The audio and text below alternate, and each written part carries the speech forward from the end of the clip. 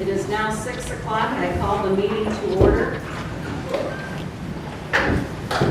Would you please stand for the prayer by our chaplain, Lynn Sutton, followed by the Pledge of Allegiance. Gracious Heavenly Father, we just thank you for all your many blessings. We thank you for the good weather, the crops, and for everything you do for us every day. And Father, we just pray for cool heads tonight that we can learn more about the subject at hand. And we just pray for your wisdom to know your will and to strengthen the courage to carry it out. We pray these things in the precious name of Jesus. Amen. Amen. I pledge allegiance to the flag of the United States of America and to the republic for which it stands, one nation, under God, indivisible, with liberty and justice for all. Please be seated. A couple announcements I'd like to make. As you see, we have a camera back here recording. It is not a TV camera station. Nope. So, his name is Michael Martin. He's from Galva, and he is with the Galva Ready to Grow Facebook, YouTube. So he will be recording this tonight, and I wanted the board to understand that. Moving on, would the clerk call the roll, please?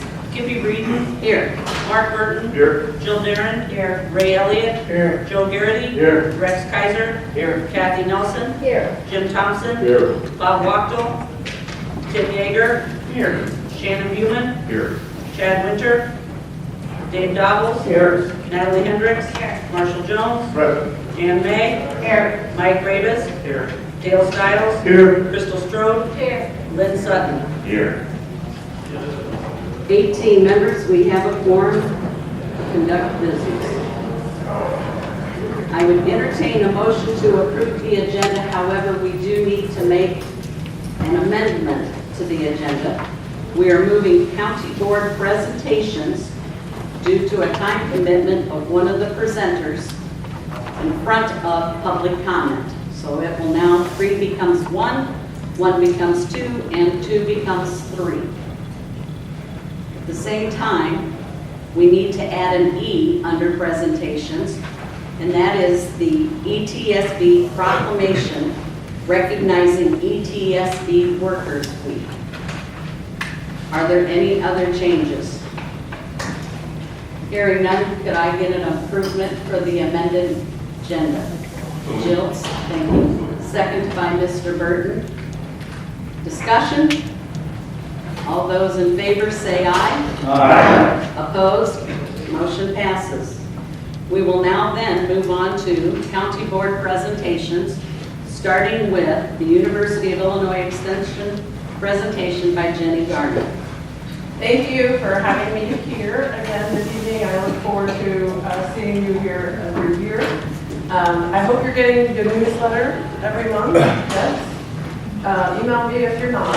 So I hope you're keeping up on the news. I'm just going to go over the latest and 2025 year in review.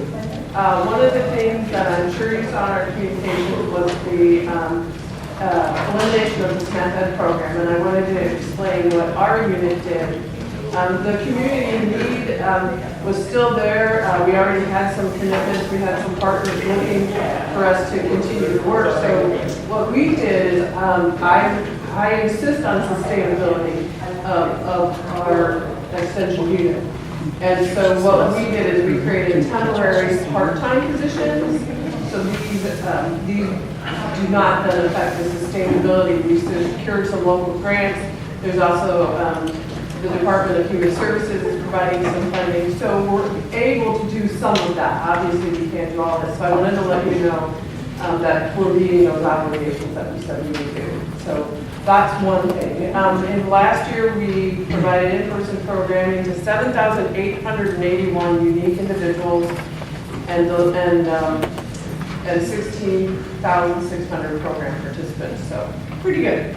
Another major highlight was our gift garden program. We started out with the notion of collecting 5,000 pounds from volunteers who grew a row to other organizations that contributed, and we ended up producing 64,000 plus tons of food that was donated to food pantries and community sites. So I hope you saw that.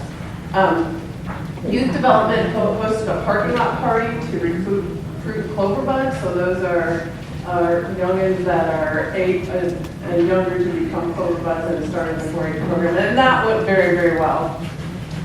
We had another successful Galva farm in the park. It continues to grow. We had about 275 families attend this past year, so we're doing it again.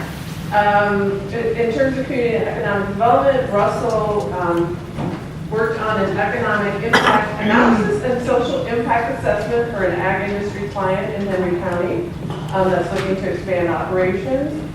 He also continues to host emergencies in 5 cities that is hosted at our Galva office. And these are economic developers in our rural county area that are interested in various topics and getting together and sharing and learning. He delivered programming, about 188 participants, including customer service training to the state of Kewanee. I'm going to tighten things up a bit because you've got a lot on your agenda. So I'm going to move on to Fort, our Master Gardener program. We have a strong program in Henry County. They celebrated 50 years last year, so they had several celebrations. This came out of the pandemic. We created a virtual called Gardening in the Air. It's growing. We're almost to 700 participants that attend this every year. And what's unique about it is not only do we have people primarily from Iowa, Illinois, but the Midwest, we have people from across the country and other countries. So it lends an interesting flavor to the conversation. Leaflet to the Library program was introduced. So Emily, our board educator, she delivered that at libraries throughout Henry County. Our Port Helpline, we changed things up. We started using more popular social media sites, and that is our Master Garden volunteers. They answer any port question that comes our way in real time now, and they're busy. We did a farm series again. Last year we had it at Surreals in Kewanee. That's supported by Gold Star Cambridge, Big River Resources, and River Valley Cooperative. Last year, what did they learn? Precision conservation management. Okay. Moving on, ag literacy, we delivered 3,486 packets to libraries at Anawan, Atkinson, Cambridge, Kelowna, Galva, Geneseo, Kewanee, and Laval. So that program is going. Kristen, our nutrition and wellness educator, she did reach 777 unique individuals, and she offered programming on healthy aging, including most recently she did a program on Tai Chi, so falling prevention, also chronic disease prevention, healthy living like healthy hydration, healthy behaviors. Another one that was asked for was honey health, so she developed that last year too. I'm almost done. And then youth development. We did our first Welcome to the Real World. It's been a while. And that was for 125 eighth graders in Henry County. And then the youth development team, this was unit-wide, they did a global gourmet. And then very popular. So the youth came together and they learned about the culture and cuisines of Greece, Italy, Mexico, and Germany on a Sunday, so 4 different Sundays, and then they all came together for a skill-a-thon where they demonstrated their skills and what they learned. We had the Savannah Oak Tree Project, so youth planted those at the Hennepin Canal Park in Henry County. We continued the embryology program for all the Cambridge and Longfellow, and then doggo beatings is very strong, and our 4-H shows are coming up this month. So, that's it. Okay. Thank you very much. We couldn't do our work without you. Are there any questions from the board? Hearing none, thank you. Thank you.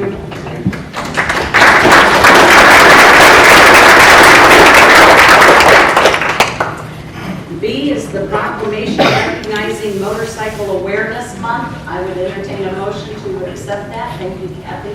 Second by Natalie. Questions? All those in favor say aye. Aye. Opposed? Motion passes. proclamation recognizing Police Memorial Week. Again, I would entertain a motion. So moved. Thank you, Marshall. Is there a second? Second by Mr. Elliott. Discussion? All those in favor say aye. Aye. Opposed? Motion passes. Proclamation recognizing Nurses Week. I would entertain a motion by Mike, a second by Crystal. Thank you. All those in favor say aye. Aye. Opposed? Motion passes. E, the ETSB proclamation recognizing ETSB Workers Week. It's a separate paper. I would entertain a motion. So moved. Thank you, Marshall. I'll take a second by Kathy. Discussion. All those in favor say aye. Aye. Opposed? Motion passes. Public comment. Okay. Obviously, there is a lot of public that wants to speak tonight. We would ask that there not be the same message being sent and said over and over due to time factor, but you are all allowed to speak if you must. That's your choice. 3 minutes. I ask you to come to the podium. Please give us your name and where you live. And you've got 3 minutes. My timer is Mr. Yeager tonight. So, starting with, I'm calling for public comment once.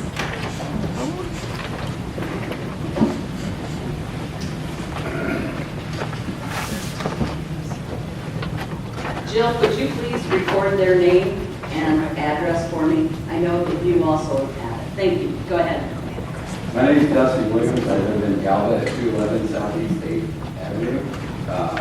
I'm here tonight to ask the board to support a temporary moratorium on CO2 sequestration and related infrastructure projects in our county until the public can fully understand the long-term risks and impacts. This is not about being against progress. It's about protecting our land, our water, our property rights, and the people who call this county home. These projects involve injecting massive amounts of pressurized carbon dioxide underground, constructing infrastructure that could permanently change our communities. Once these projects are approved and built, there is no easy undo button. The decisions made today could affect generations.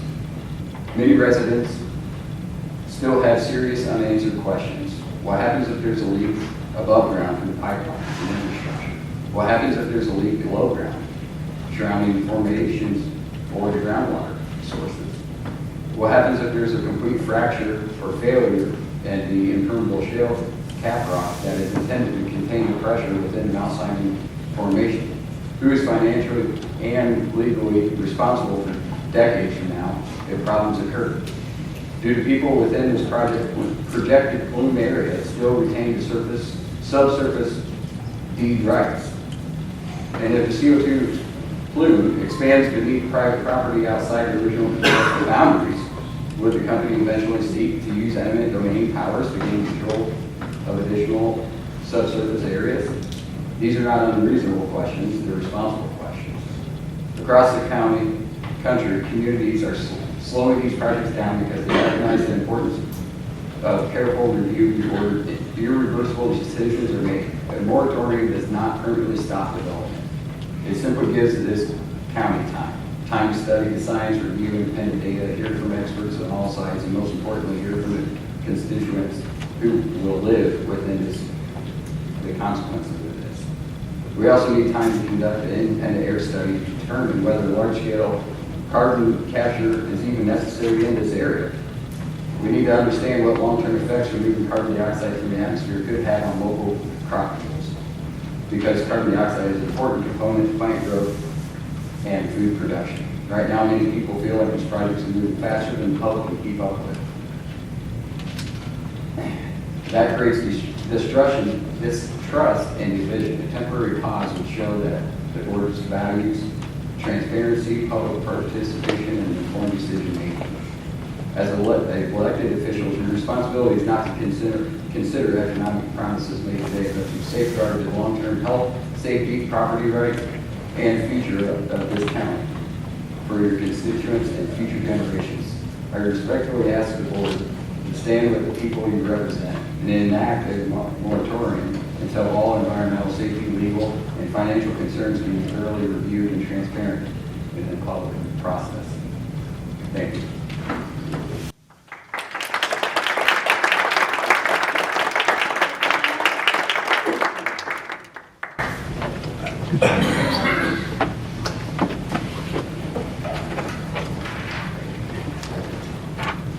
My name is Stodgel, and I am from Galva.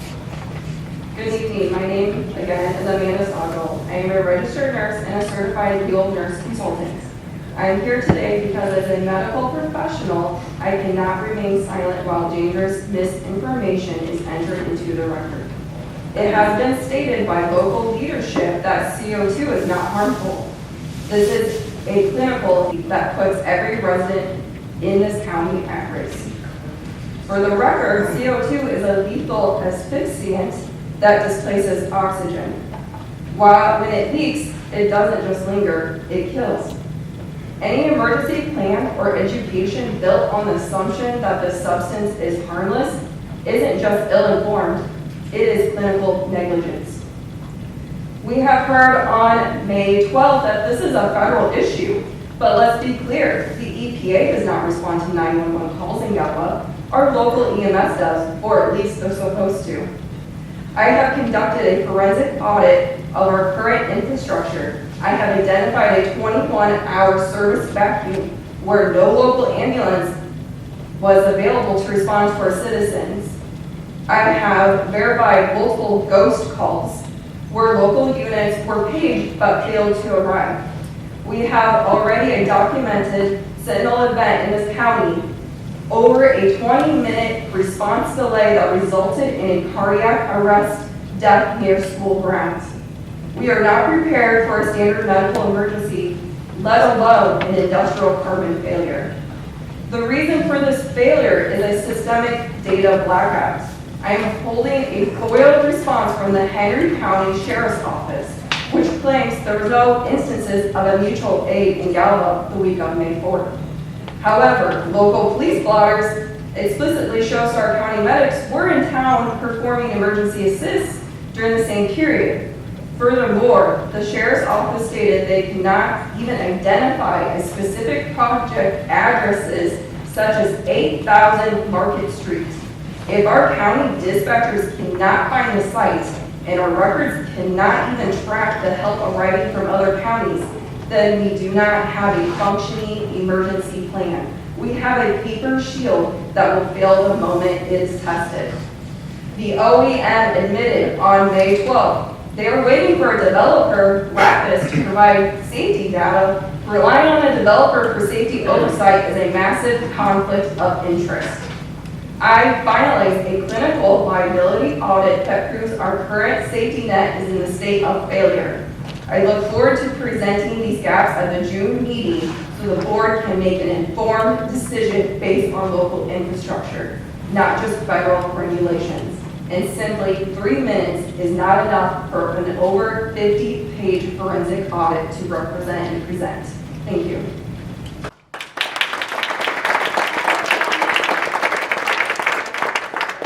Public comment. I asked 3 times. That be the final time. Is there any other public comment?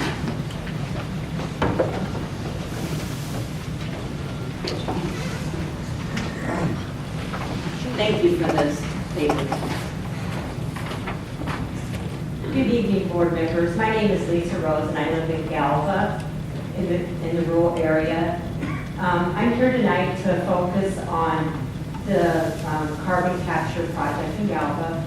And one of the specific questions or sections that I want to address and focus on is our Henry County zoning ordinance, a section that gives this board both the authority and the obligation to protect the public health and safety. Our ordinance includes performance standard titled Toxic or Noxious Matter, which states, no use shall for any period of time discharge across the boundaries of the lot wherein it is located. Toxic or noxious matter is such concentration as to be determined to be endangered to the public health, safety, comfort, or welfare, or cause injury or damage to the property or business. This is not a guideline.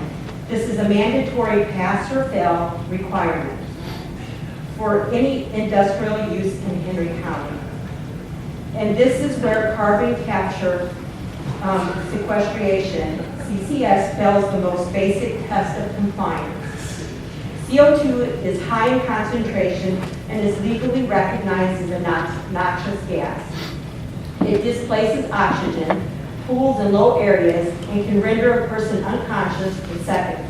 It can kill livestock, wildlife, and people. It is heavier than air and capable of traveling across property lines. That is not speculation, that is physics. To comply with our ordinance, CCS operators would have to guarantee that no CO2 will ever cross property lines. Not during normal operation, not during venting, not during maintenance, and not during pressure release, and not during pipeline rupture. No CCS operator in the United States can make that guarantee. And here in Henry County, the risk is even higher. Abandoned wells are the #1 leaking pathway in every CCS project. And Galva has both known and suspected abandoned wells and mine shafts. These must be located before the county can make any zoning decision. A geotechnical survey is the only way to locate them. And without that information, the county cannot legally and scientifically evaluate a CCS zoning request. EPA regulates injection, but you regulate the land use. A CCS project cannot be built in Henry County without your zoning approval, and the EPA cannot override your zoning denials. They were allowed to apply for the EPA first, but they cannot build anything without the county zoning approval.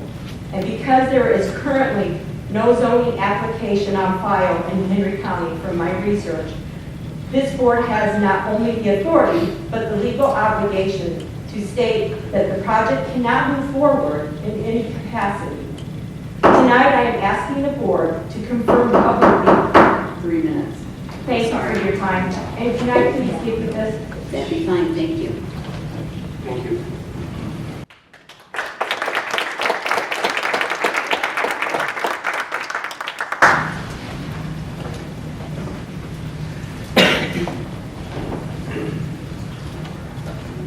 Hello, my name is Wirth, and I'm the City Alderman in Galva. There's a few things that I'd like to tell you about what's going on with this that is kind of important to know. First of all, the City of Galva, I was chatting with Dave Dyer, who we spoke to the senior chief geologist of BOI. And the City of Galva is hiring him to look at Lapis' work and make sure they're telling us the truth on it. So that's a great thing, but that still, only tells us that what they're telling us is the truth as far as if this is a good area to inject this carbon. One of the things they're going to look at too is the mine shafts. There's a lot of mine shafts in the area, so that's a big concern. But another thing that has been brought up is not only are they going to inject from the Galva plant, they're bringing truckloads of it from West Burlington over. So there's going to be 50 trucks a day going from West Burlington to Galva, one load right outside of Galva, and then being piped to the mine, to the well site, which is like a mile outside of town. All these other plants, where they do this, like Anawan, they're not right on top of the town. My biggest concern with this is this ethanol plant is right on top of everybody. If there's some sort of issue, there's no way. I don't care what plan anybody comes up with, there's no way to evacuate an entire town from 2 tanks that they're going to have out there with. They're 90,000 gallon tanks that's going to hold the carbon and before it gets injected into the ground. How do you protect from that? There's no way possible. Vehicles don't run. We're already a town that gets blocked by trains. I was a locomotive engineer for 25 years. It gets blocked by trains because of the proximity to that plant from the city of Galva. So when that plant pulls out, or when the train pulls out, it blocks every crossing except for one, but most of the time it blocks them all. So you've got half the town cut in half. They're talking about increasing by 20% the amount of ethanol they're putting out of this place. So now they've increased by 20%, they're running more trains. It just, the proximity of the plant is their biggest downfall to the town. So how did this, to make this not work? It's just not, there's no way we can guarantee safety of people no matter what. But the geologist from the U of I is going to tell us if this is a good area to do it. It's not going to tell us that, you know, what safety aspect there is as far as an above ground leak or things like that. So it's a huge concern. I took a position on this early that I'm against it, just because it's not worth the profit, it's not worth the risk. And I feel, you know, as an alderman that I should be responsible for the people I'm representing. So, yeah, thank you. Thank you.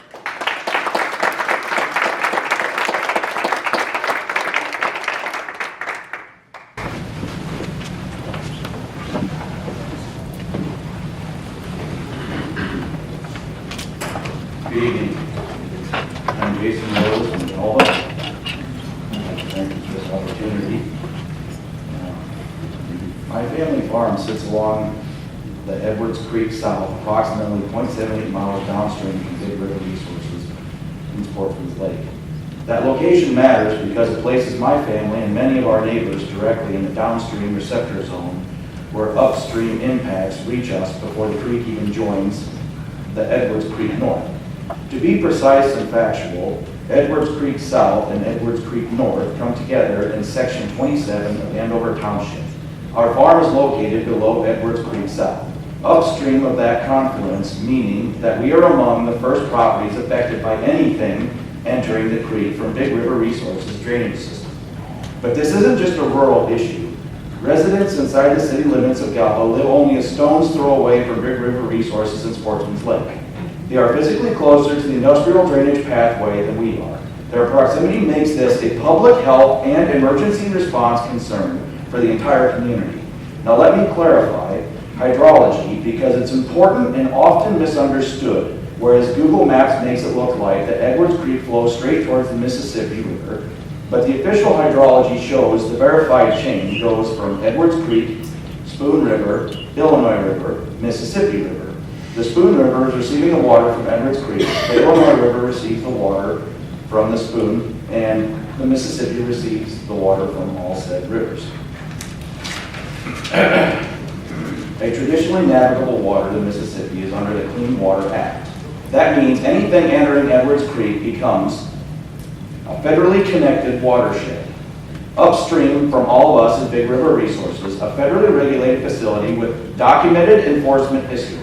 Their stormwater process drains into Sportsman Lake and from there into the Edwards Creek South Branch and runs past our farm to the community. Due to this direct industrial to creek hydrologic pathway, both rural families and town residents sit in immediate downstream of it.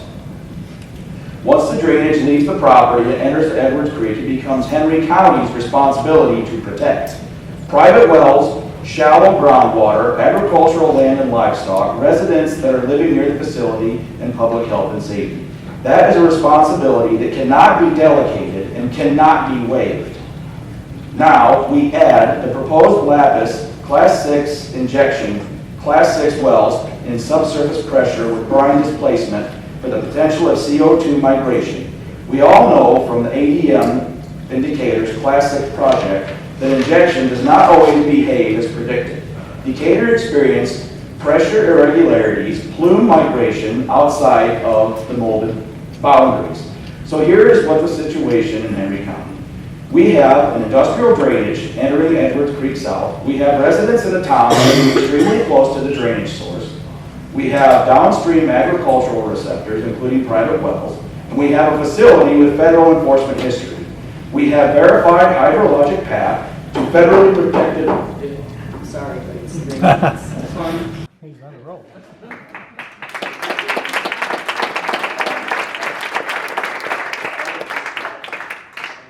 More in depth than my speech.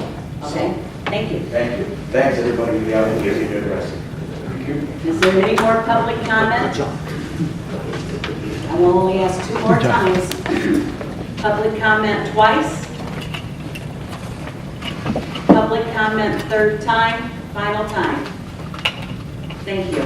I will tell you, I'm sorry, but this board is not allowed during public comment to have any discussion or conversation about this. However, I do have your information. I thank you for leaving it with us, and we will discuss it in Planning and Development Committee meetings, as well as executive, and if this comes to a full board discussion. Thank you. Moving on then, communications, UCCI update, Mr. Stiles. I have nothing for. Can we approve the minutes yet, Pat? Oh, yeah, that's right, we moved everything. I move we approve them. Thank you. Is there a second? Seconded by Kathy. Discussion? All those in favor say aye. Aye. Opposed? Motion passes. Now we're on to UCCI update. I had nothing from the meeting on Monday. I was sparing out of town gas for graduation to the airport, so I didn't make it to the July, the annual conference in Galva is good to go. I think everybody's got some communication on that from UCCI.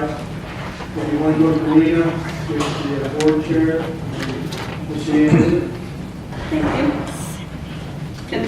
Consent agenda. We have reports to be placed on file. We also have appointments, reappointments, the confirmation of reappointment to the Board of Review, the name of Jim Ecker. We have reappointment to the Board of Review, the name of Tammy Dines. We have reappointment to the Hammond Henry Hospital Board, the name of Jeff Bevel, Kathleen Repass, and Dr. Thomas Rizzo.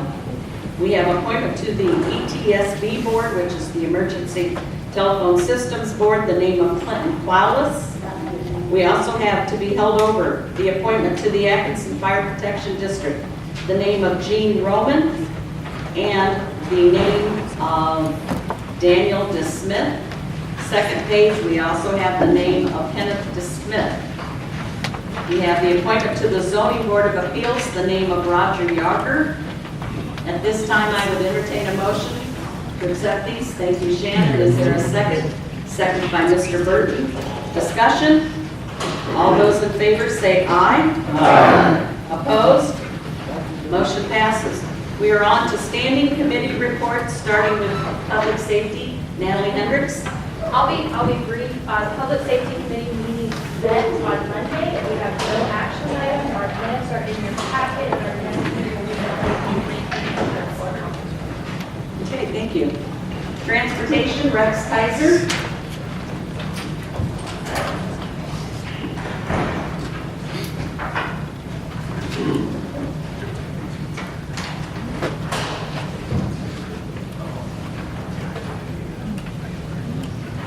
Lucky we have 3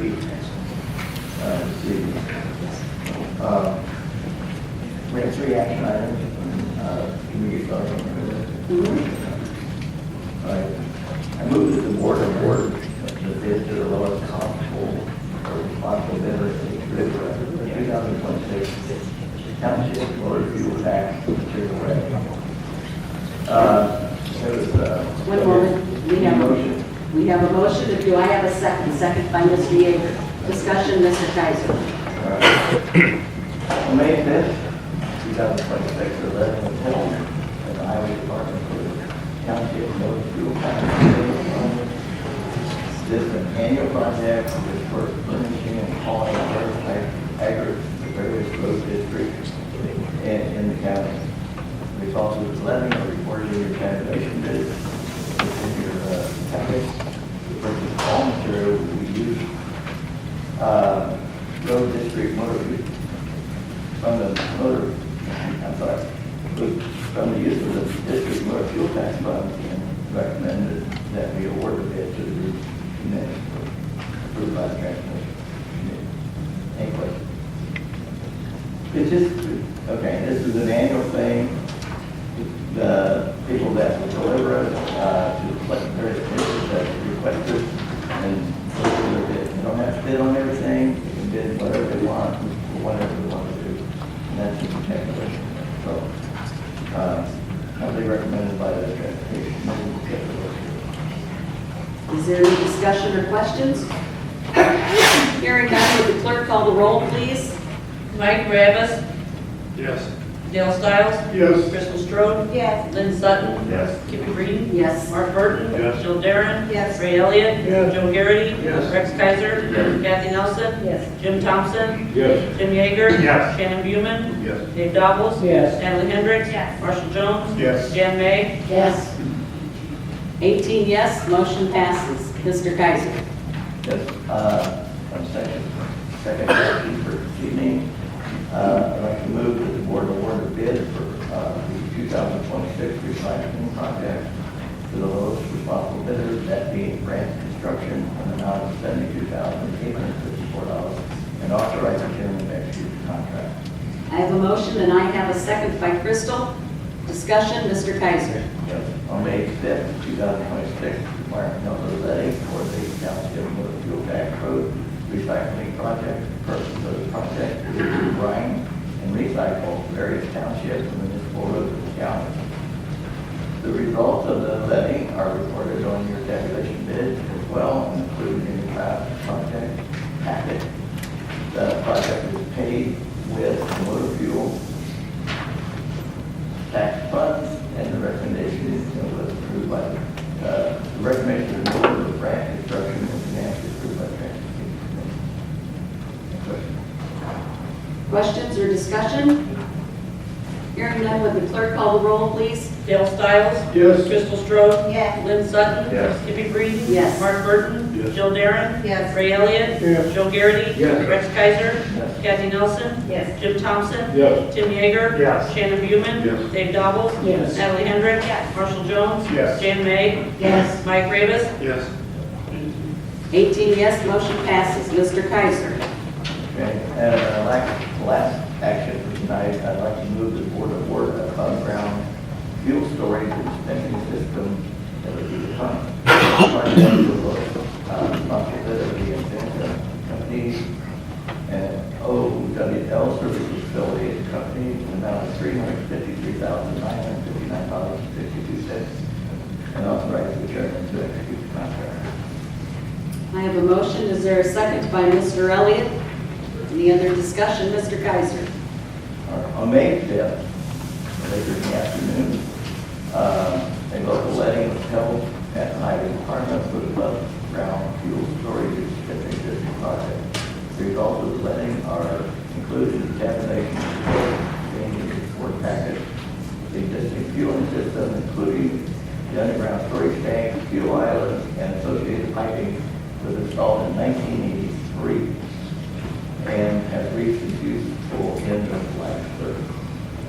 In addition to the age of the system, the upcoming 2028 regulatory requirements would require significant upgrades to maintain compliance.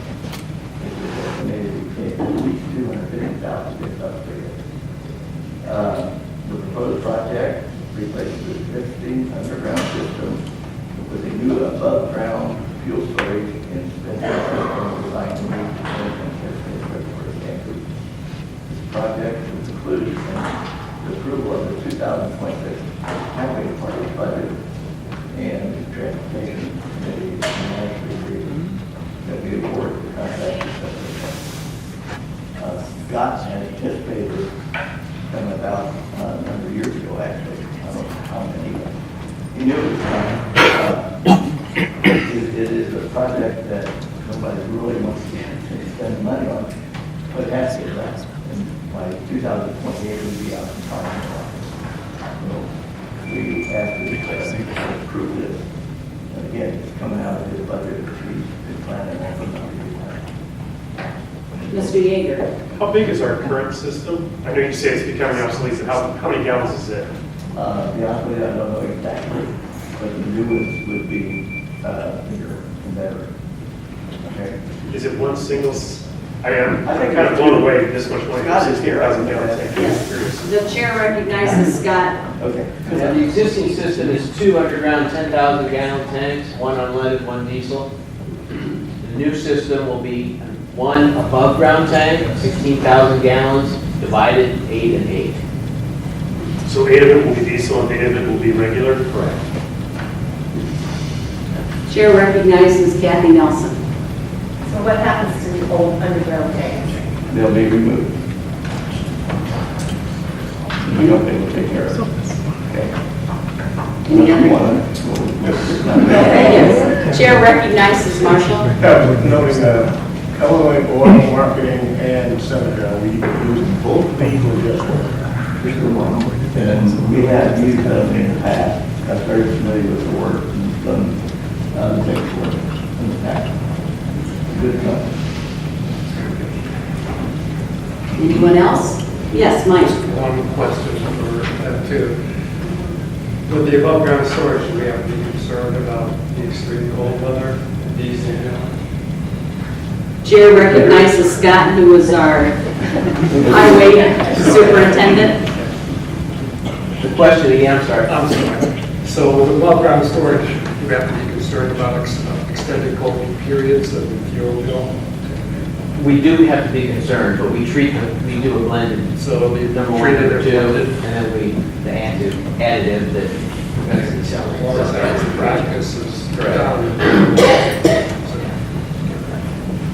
Comment. Yes, Mr. Kaiser.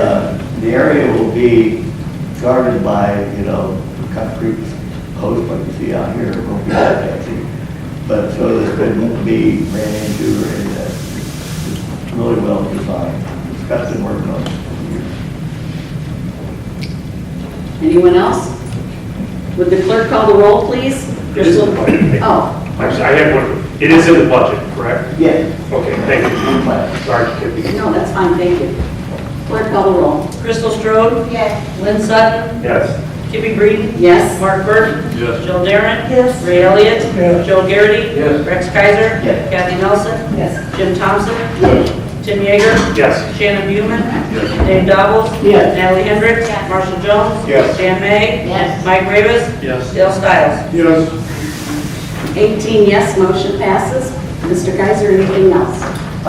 One last thing, I would encourage all of you to read the minutes that Scott and Kristen have prepared for you. They're well done. It tells you what the highway department's been doing, what they're working on, and what the projects are up there. So I encourage you, sometimes, I'm pretty sure some of us just gloss over stuff, but I would ask that you read them, and they are in detail. And, Thank you. let you guys know. No, that's good. Unless somebody else has any other questions. Thank you, Rex. For clarification to the members in the audience, the people coming forward to the podium to give the reports are the chairs of those standing committees. The chair now asks Jill Darren to come forward for planning and development.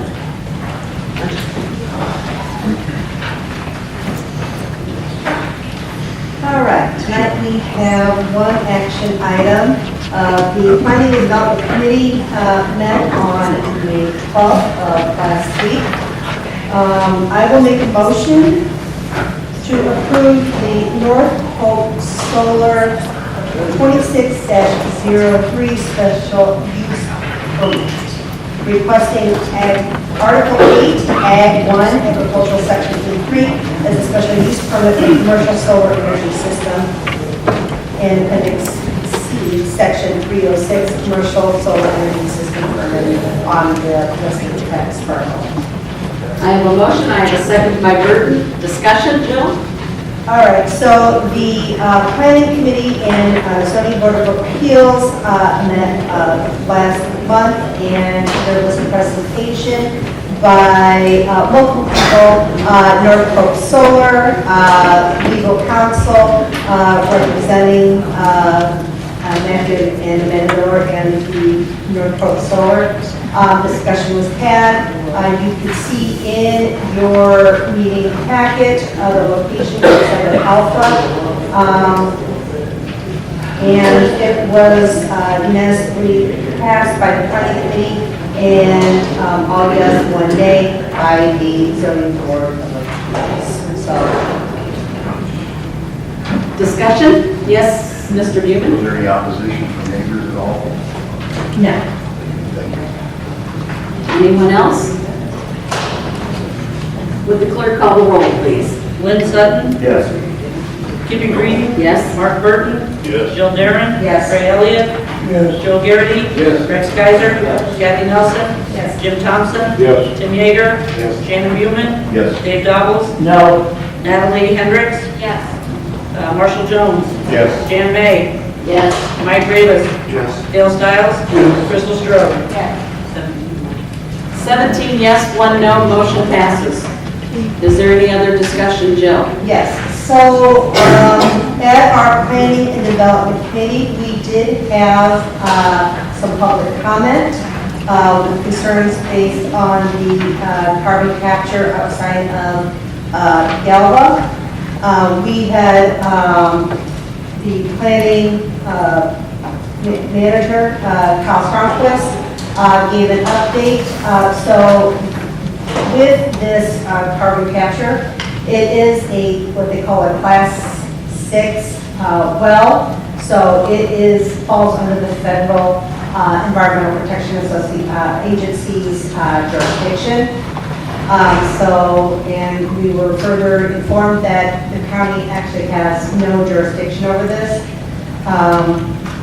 And then we had Matt Stempley, our OEM, Office of Emergency Management, speak. So he has been working with the potential company that wants to sequester the CO2. There are certain requirements that have to be met.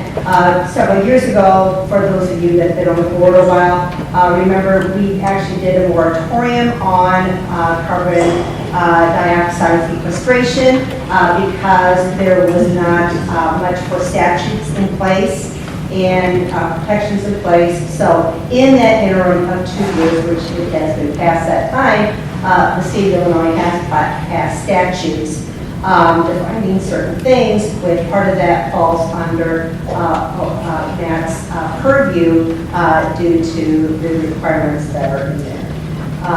They are present, so if there are any specific questions by any board members, they can help answer any of those. Is there any questions or discussion? Is there anything else by you, Jill? Anything to bring down, Jeff? No. Next meeting? Our Planning and Development Committee meeting will meet the second Tuesday in June at 4:30 upstairs. Yeah, doesn't have to be. Okay, yeah, thank you. Moving on to finance, Mr. Burton. No PowerPoint.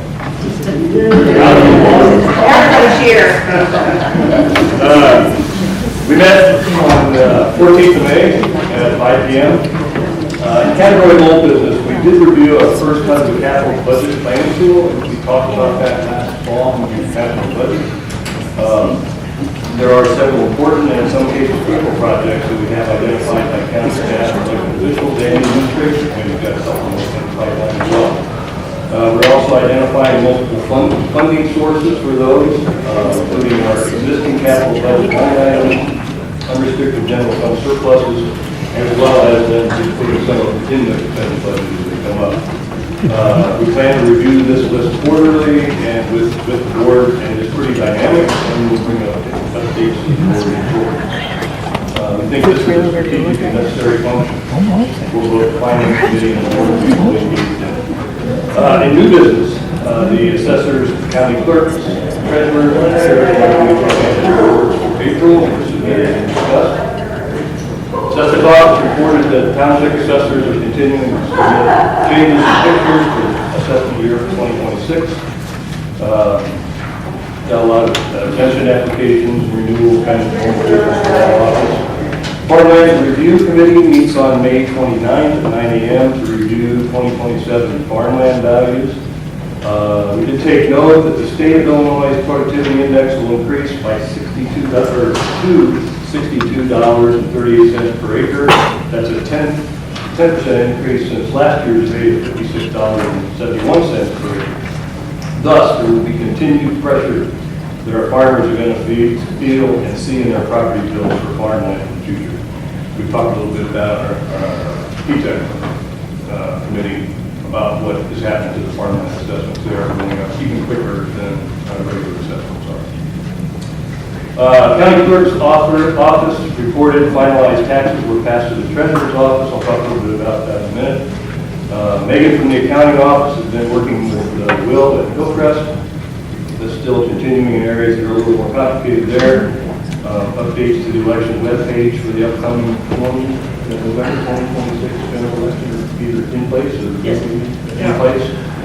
And work continues on getting all the precinct supplies for the November election ready. Treasurer's office sent out love notes. Who got them? Those are also known as the annual tax bills. All of us got those, or either in the mail or online in May. As mentioned at our board meeting last month, I think it's going to be enlightening and interesting to see how our taxpayers react with questions for each of the taxing districts and phone numbers that are on the bills this year. If you saw your bill, it looks a lot different. We talked about that last meeting. Tax bill looks a lot different. We here at the treasurer's office, I don't know if you're getting any calls. Good. So who's answering the questions on county taxes? Depending on what the question is. I mean, I take care of the rates and extension part. The treasurer's office handles, like, if there's a problem with the address, then that goes over to the assessor to make sure that it gets shaped. Right. I just mean for the county portion of the taxes, the 11% or so is on everybody's bill, if they pay the county, not the schools and all that. Is that, whose phone number is there? Aaron. It'll be Is Aaron. it? Are you getting any calls? Not yet? Okay. Just curious. Just curious. Okay. Take a look at your tax bill. Seriously, we just a little bit here, but take a look at your tax bill. It looks way different. And every single taxing district on your bill has a phone number involved. If you have questions about that. And that's important. Okay, so yeah, we need to approve. We need to move the approval of the county clerks and treasurers April 2026 reports and place them on.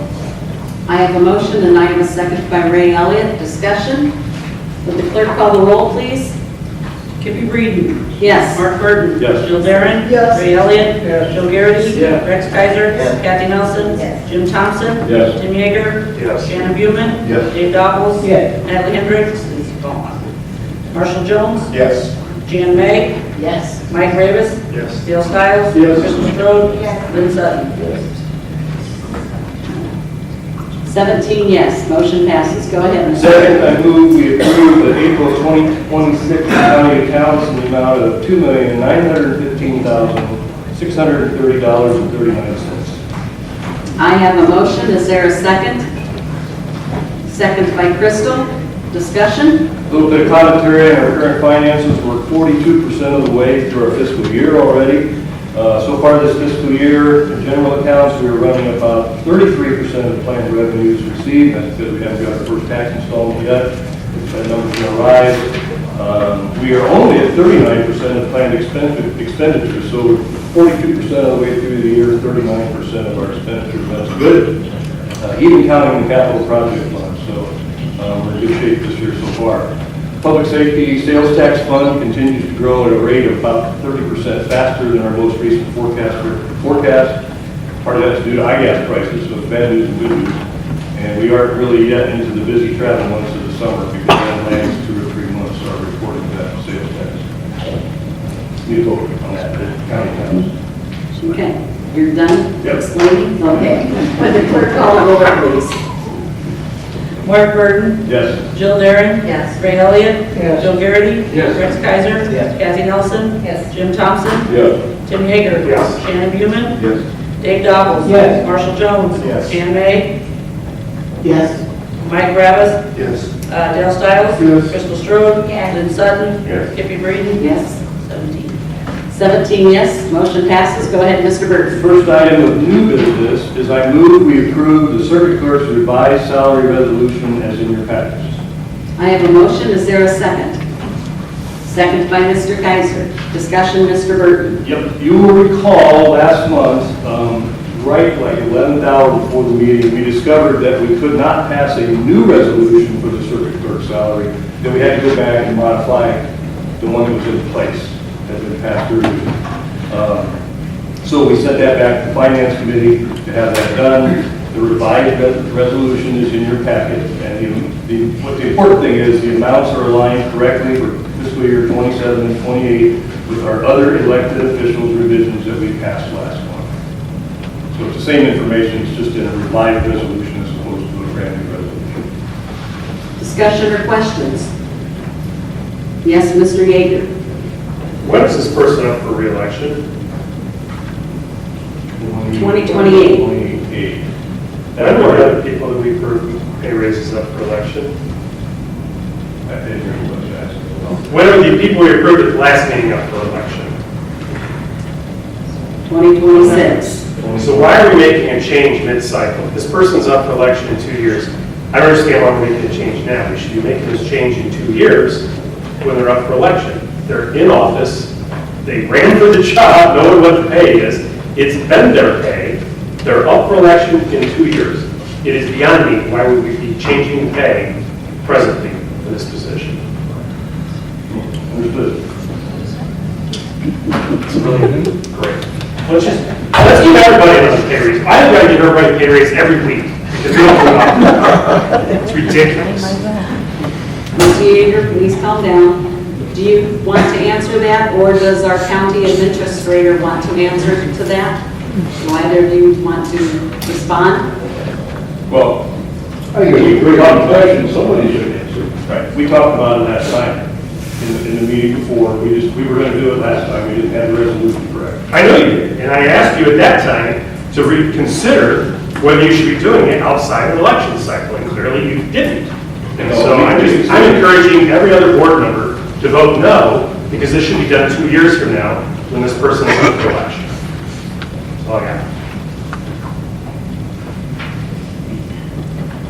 My understanding to this, I do believe he is due a better answer than this was something we discussed last month.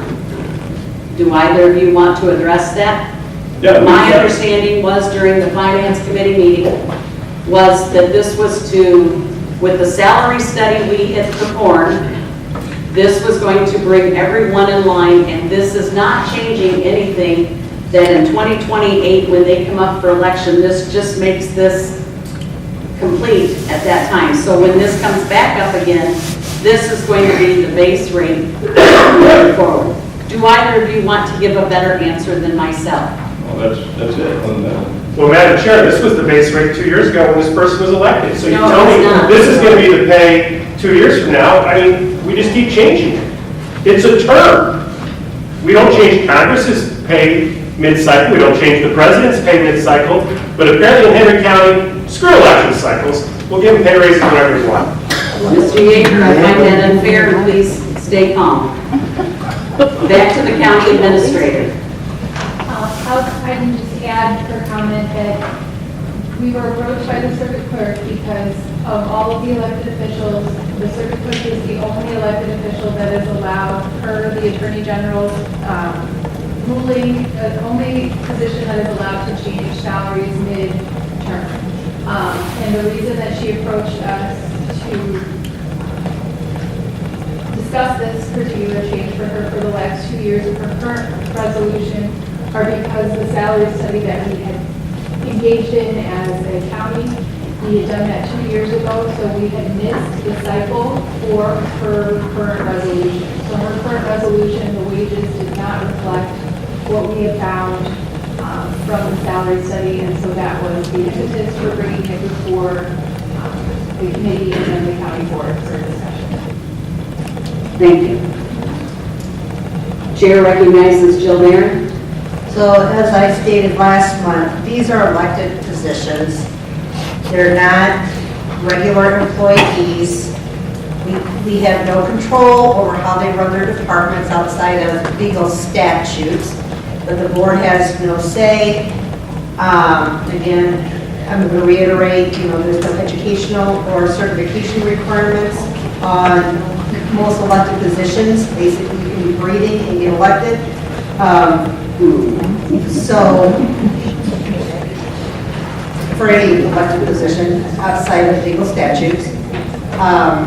So, I have an issue with as with Member Yeager, that this is, they're elected, this is the position you got elected in on, and I don't see why we're doing it midterm for one, and two, you know what, this is the salary. And it is, should be stable, and it should be set, and there should be these annual raises like it's a regular employee. I will respond to that. I believe that these elected official employees do go to a lot of courses and recertifications to learn their position. I want people that I can trust in these positions to not embezzle, and we have, or any proprieties that are immoral or such. And the employees that we have and these elected officials do all of that. And they have been long-term employees, and they are not raised. We don't bring this back next year and say to you, now we have to raise it because they're a non-union employee. This is the contract. Thank you, Mr. Thompson. And we took the opportunity, as we said last meeting, to move this at the same time we moved the other salary class people because we could.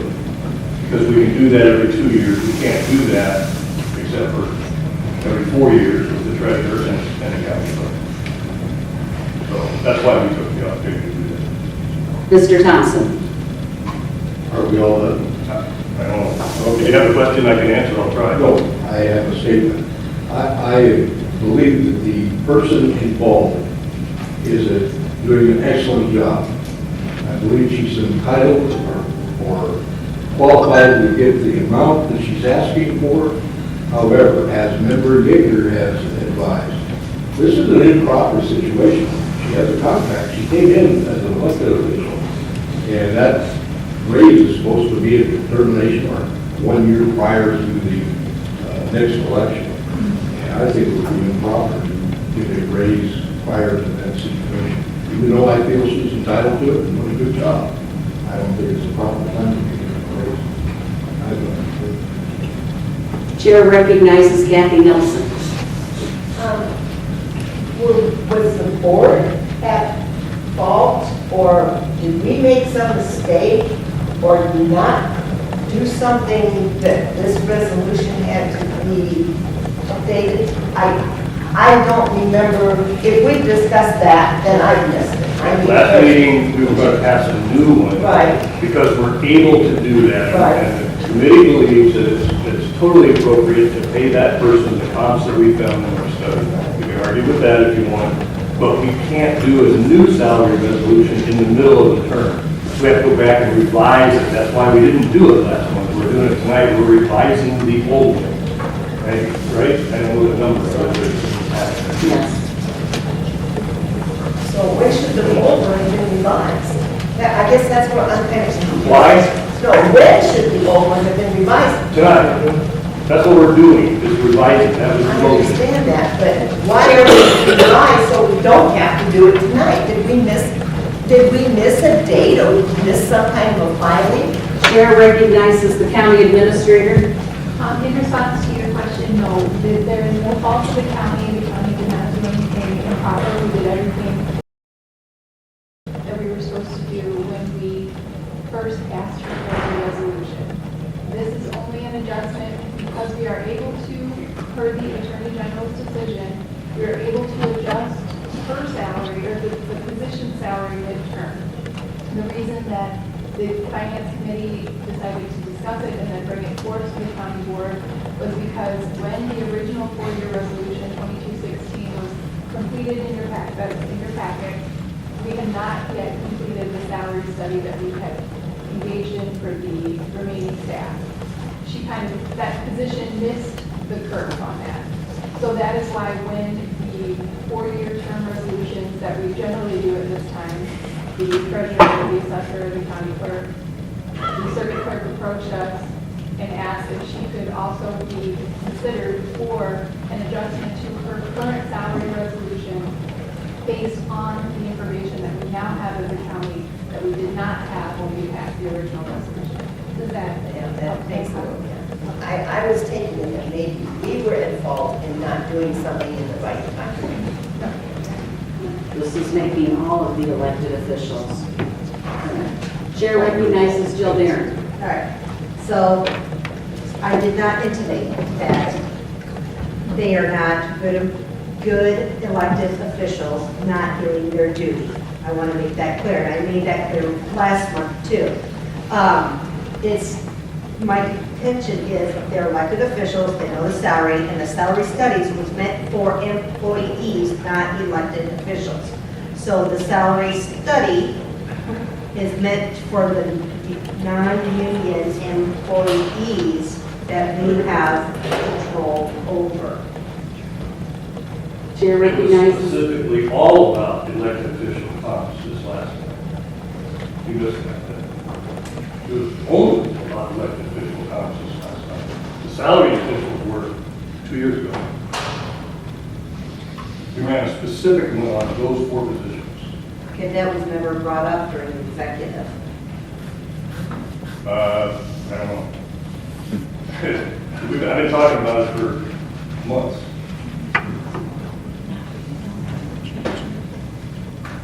Any other questions? Yes, Mr. Stiles.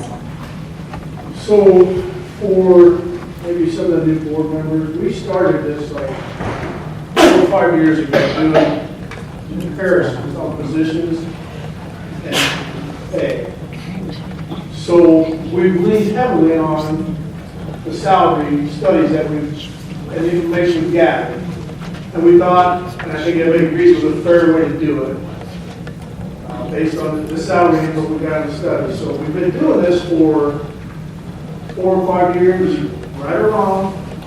This is what we've been judging, is the pay increases for our elected officials based on these salary studies. And I really think it's, and I know what Member Yeager's saying, but I don't think it's fair at this point of the game to not approve this raise because we've done it with every other elected official based on that study. Just to reiterate, there were 4 employee groups. We started with the administrator, then we did it with our last union negotiations for 4 or 5 unions we have. We did it with our salary appointed officials, and we did a separate one for the elected officials and the assessors.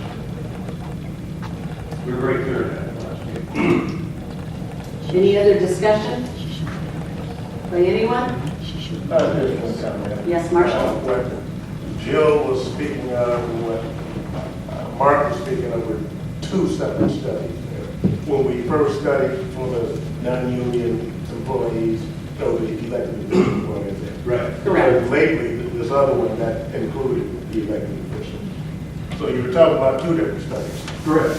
Correct. This was a special on those 4 positions. We should have fixed spreadsheet. Maybe you weren't here. I showed those. Anyone else? Call for a question. Thank you. Would the clerk call the roll? Jill Darren. No? Ray Elliott. Yes. Joe Garrity. No. Rex Kaiser. Yes. Kathy Nelson. No.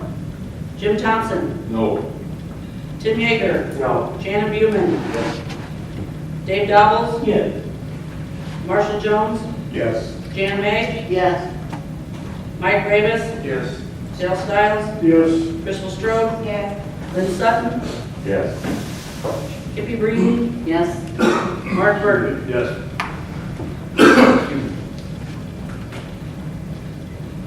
Okay. Some more. 12. Oh, yes. 12 yes, 5 no, motion passes. Mark Burton, next action item. Second item new business, and this is really unrelated to the one we just passed, is I move we approve a retroactive back payment in the amount of $1,973.80 for fiscal year 2025 for the circuit clerk due to an input error. I have a motion, is there a second? Second by Mr. Kaiser. Discussion? Yeah, I'll explain this. Circuit clerk resolution for 2022 is apparently confusing due to the fiscal year and effective date presented on the original resolution. That issue has been now corrected. The circuit clerk incorrectly input the salary that went into effect on 1 December 2024.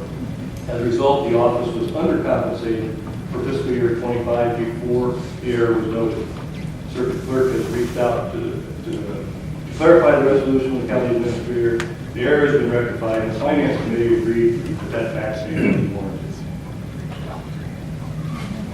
Questions or discussion? Kathy? Just repeat the amount one more time, please. $1,973.80 for the fiscal year 2025. That's what I got. Chair recognizes Mr. Thompson. Was that finance committee unanimous? I can't remember. Okay. I think it was. It was. Yeah. Ray, it was? Okay. Yeah. Nothing further. Anyone else?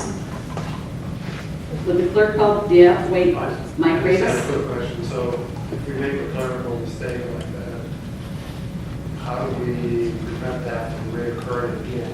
Because, it's human error, but sometimes you gotta find a way to keep that mistake because this is. Yeah, it was, Aaron, maybe to explain that, there's checks and balances, and apparently it wasn't ignored, but it was not input right.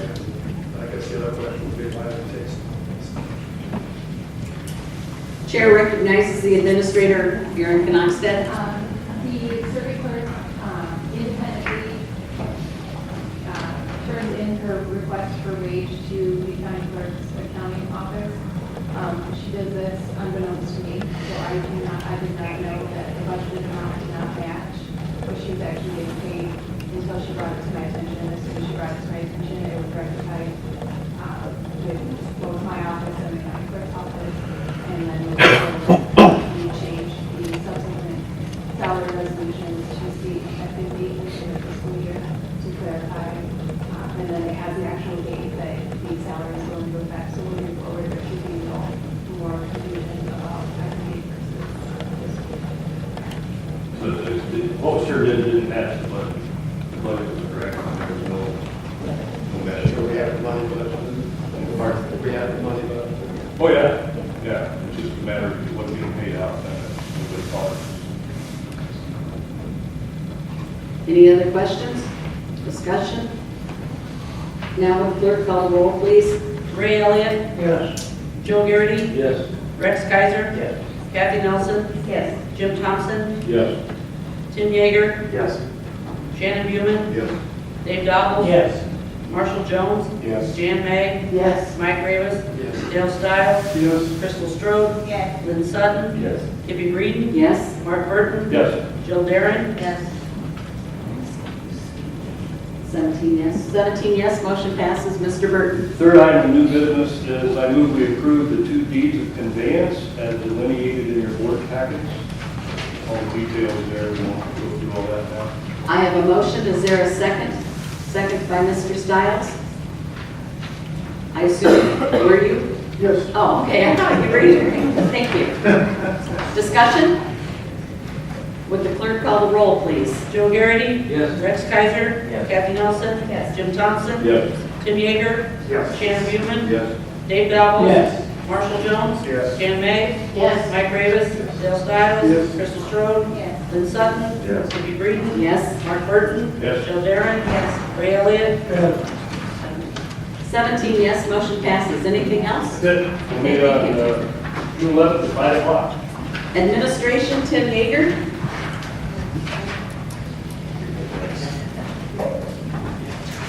All right, I have one action item for you tonight. I'm not going to read it. It's in your package. It is the, so as a part of the 250th celebration here and the rebuilding and everything else, we're going to be putting a plaque on the courthouse in recognition of the efforts the county has made to restore the courthouse to its original and modernized glory, I guess, for lack of a better term. So you should have had that in your packet. I just need to, so I move, Madam Chair, to approve the language that's in here as well as the names that are listed. being provided on the plaque to be attached to the courthouse. I have a motion. Is there a second by Jill? Sorry, Marshall. Any other discussion? Sorry, I did most of my discussion before I asked for the motion, my bad. Nope, you're good. Would the clerk call the roll, please? Rex Kaiser. Yes. Kathy Nelson. Yes. Jim Thompson. Yes. Tim Yeager. Yes. Shannon Buman. Yes. Dave Dobbles. Yes. Excuse me, Marshall Jones. Yes. Jan May. Yes. Mike Ravis. Yes. Dale Stiles. Yes. Crystal Strode. Yes. Lynn Sutton. Yes. Tippy Breeden. Yes. Mark Burton. Yes. Bill Darren. Yes. Ray Elliott. Yes. Joe Garrity. Yes. 17 yes, motion passes. Anything else, Mr. Yeager? Yes, a couple quick things. Our plan had been to provide you, as you recall, I was going to tell you I wasn't going to try to jam you on healthcare. I'm going to jam you next month on healthcare. We only got one quote so far in on our healthcare renewal. I regret to inform you that one quote is coming in the ballpark of 20% increase. So we're going to wait for other quotes to come in. It's an ugly world out there for health insurance. We're also going to talk about perhaps making some changes going forward to help lower that cost going forward.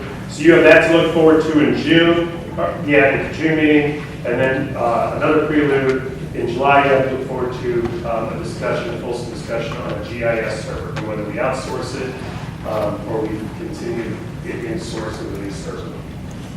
Correct. Madam Chair. Thank you. Next up. Oh, next meeting, Tuesday, June 9th, 5:15. Please be here. Fun. Talk health insurance. Okay. Executive, Marshall Jones. Madam Chair, the executive committee met on May 18th at 6:15. I have one action item. That's the approval of the agreement between the county and the University of Illinois Extension. So I still move that we approve that. I have a motion and I have a second by Jill. Discussion? Okay, this is something that the county does each year in helping the University of Illinois Extension provide services to our community. What it amounts to is that we give them a sum of, grant them a sum of $69,130, which is paid quarterly, payments of $17,283 each there, to be completed by June 30th, 2027. As you've noted this evening, the U of I Extension, they perform a lot of useful functions for our county. I'm in favor of continuing to do so. Any questions? Questions or discussion? Hearing none, would the clerk call the roll, please? Kathy Nelson. Yes. Jim Thompson. Yes. Tim Yeager. Yes. Shannon Buman. Yes. Dave Dobbles. Yes. Marshall Jones. Yes. Jan May. Yes. Mike Ravis. Yes. Dale Stiles. Yes. Crystal Strode. Yes. Lynn Sutton. Yes. Tippy Breeden. Yes. Mark Burton. Yes. Jill Darren. Yes. Ray Elliott. Yes. Joe Garrity. Yes. Rex Kaiser. Yes. Next meeting will be June 15th, 6:15, 3:03. Thank you. Thank you. Moving on then to final standing committee report, Health and Social Services, Jan May. You have your minutes in front of you. We had a lengthy discussion. I do have 3 action items tonight. The first action item is to approve the Next Step Staffing Service Agreement.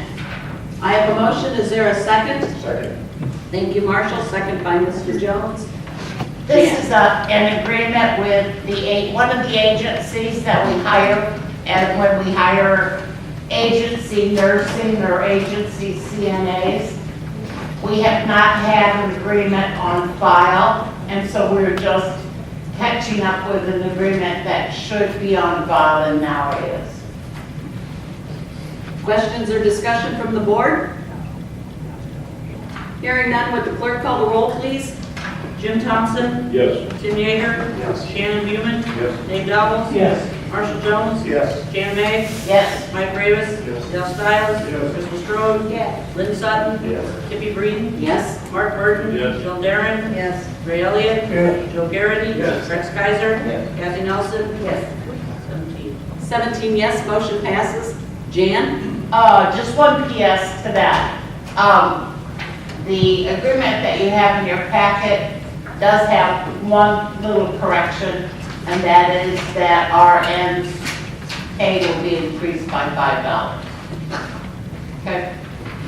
All right, my second action item is to approve the laboratory service agreement with Hammond Henry Hospital. I have a motion. Is there a second? Okay, Joe. Thank you. Discussion? Once again, this is something that we have previously done in the past. It has long been a practice that we use Hammond Henry for laboratory services. We just have not had a written agreement.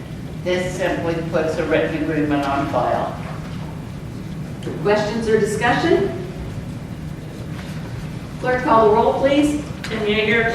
Yep. Shannon Buman. Yes. Dave Dabo. Yes. Marshall Jones. Yes. Jan May. Yes. Mike Ravis.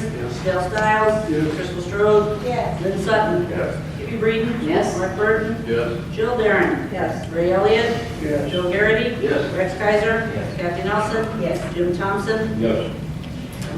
17 yes, motion passes. Jan. My third action item is the approval of the non-union back pay increase.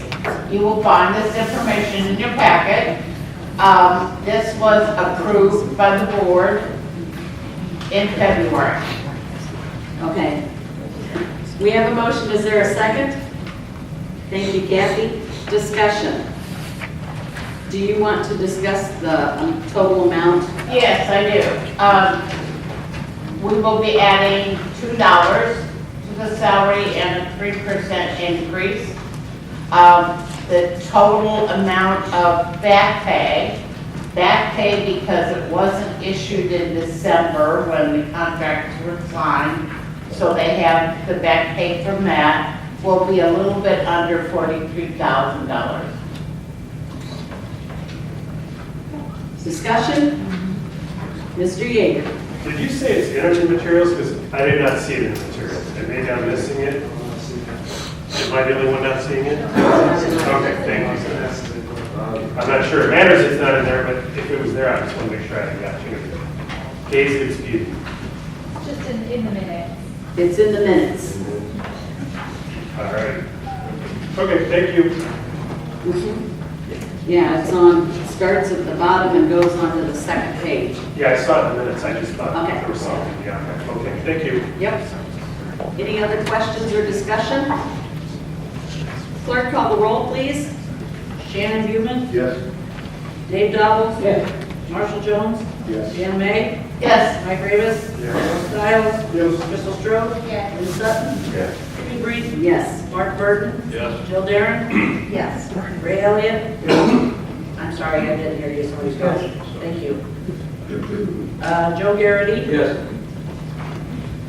Rex Kaiser. Yes. Kathy Nelson. Yes. Jim Thompson. Yes. Tim Yeager. Yes. 17 yes, motion passes. Anything else, Jan? Yes, a favor, a little talk to the county board. I would ask that when you go out into your communities and you discuss Hillcrest, that you keep it positive and not negative. Henry County we need to support Hillcrest. Hillcrest is important to Henry County. About 80% of our residents are Henry County citizens. About 80% of our staff is also Henry County citizens. So by supporting Hillcrest, you are indeed supporting Henry County. So I'm just asking, we are working really hard out there. We've done a lot, we're moving forward, things are progressing nicely. In a couple months, we'll have it all under control, cross my fingers. But I really need us to stay positive through this transition and through the work that we're doing. So I simply ask for your support. Thank you. And with that, I would ask that we approve and place on file all of the committee minutes. I have a motion and a second by Marshall. Did you have any other comments? Okay. Anyone else? All those in favor say aye. Aye. Opposed? Motion passes. Did you have any other questions for Jan after this? Okay. There is no old business, there is no new business. We have county board comment. Does anyone on the county board have any comments at this time? Kathy Nelson? I left this in the car. What I have is called Illinois 250 Passport. And it looks like a passport. And it is a really neat little booklet that explains about different historic sites, museums, national parks in Illinois. And in this booklet are pages that you can write if you take one of these passports and you do travel to some of these places and you can make notes of what you saw, what you found, all this sort of thing. It's really a neat little thing. And I was given it by the Geneseo Library. They have asked me to circulate or distribute. So I've got about maybe 8 of them in my car.